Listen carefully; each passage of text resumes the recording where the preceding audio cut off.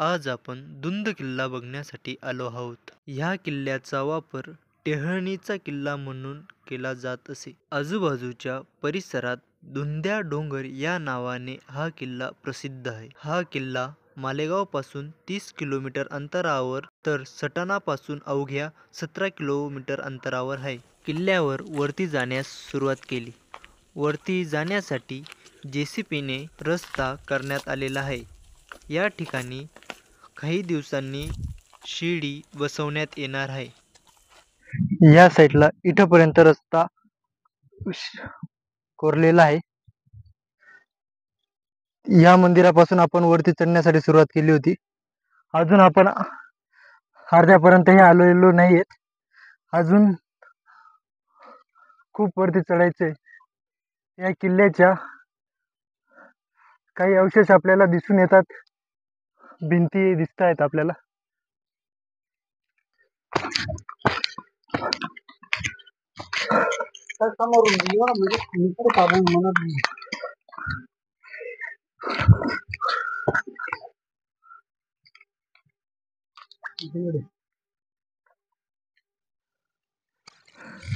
हा वरती जाण्याचा रस्ता आहे. ट्रॅकिंग करणं म्हणजे सोपं नसतं. डोंगर दऱ्या चढून वरती जावं लागतं. वरती आता दोराने वरती चढायचे.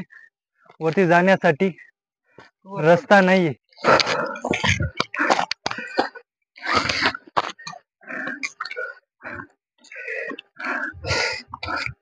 आता बऱ्यापैकी वरती येऊन लागलेलो आहेत. वरती एक छोटस मंदिर दिसतंय. आपल्याला नंदी महाराजांची मूर्ती दिसते. त्याला तांब्याने झाकण्यात आलेली आहे. तुम्हाला शिवलिंग दाखवतो. शिवलिंगला पण तांब्याने झाकण्यात आलेलं आहे. प्राचीन शिवलिंगची झीज होऊ नये म्हणून. हे मंदिराचं दर्शन घेऊन आता वरच्या रस्त्याला जातो. हे बघू शकता तुम्ही पाण्याची टाकी. आता वरती चढण्यास सुरुवात केलेली. खऱ्या अर्थाने डोंगर दऱ्या चढण्यासाठी खूप मेहनत घ्यावी लागते.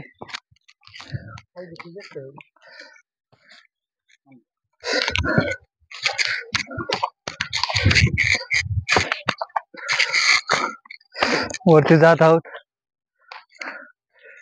तुम्हाला इथून गावाचा व्ह्यू व्ह्यू बघू शकता तुम्ही. पूर्ण जंगल वाढलेलं आहे. वरती जाण्याचा रस्ता नीट दिसत नाही.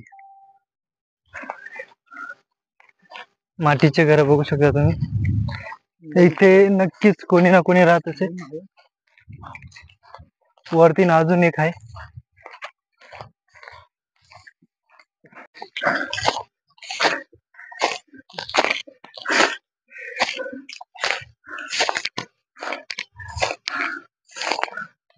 आपण आपला रस्ता तयार केलाय, पण हाच रस्ता असेल असे काय वाटत नाही.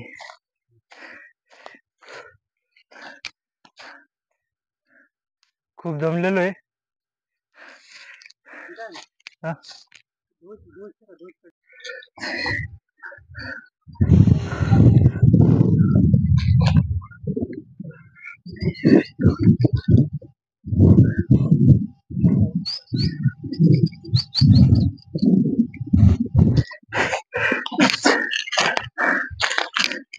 हळूहळू वरती चढत आहोत.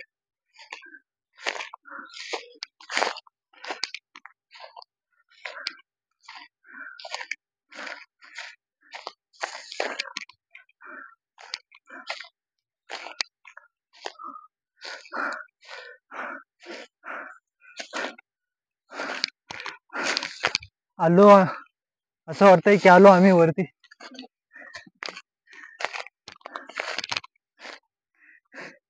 Okay, I got it. आलेलो आहे वरती फायनली. डोंगराच्या वरती आलेलो आहोत. इथं बघण्यासारखे तर काहीच नाही, पण तुम्हाला भगवा झरा दाखवतो.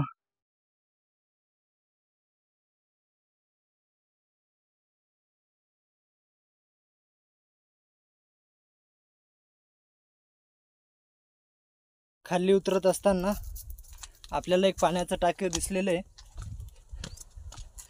पाण्याचं टाकं आहे. दाखवतो तुम्हाला. होत नसल्यामुळे इथलं पाणी योग्य नाही आहे. हे पाण्याचं टाकं तुम्ही बघू शकता. आणि तुम्हाला आता माझ्या मागचा व्ह्यू दाखवतो. किल्ल्यावर व्ह्यू बघू शकता तुम्ही माझ्या मागचा. खूप जंगल आणि गवत असल्यामुळे आपल्याला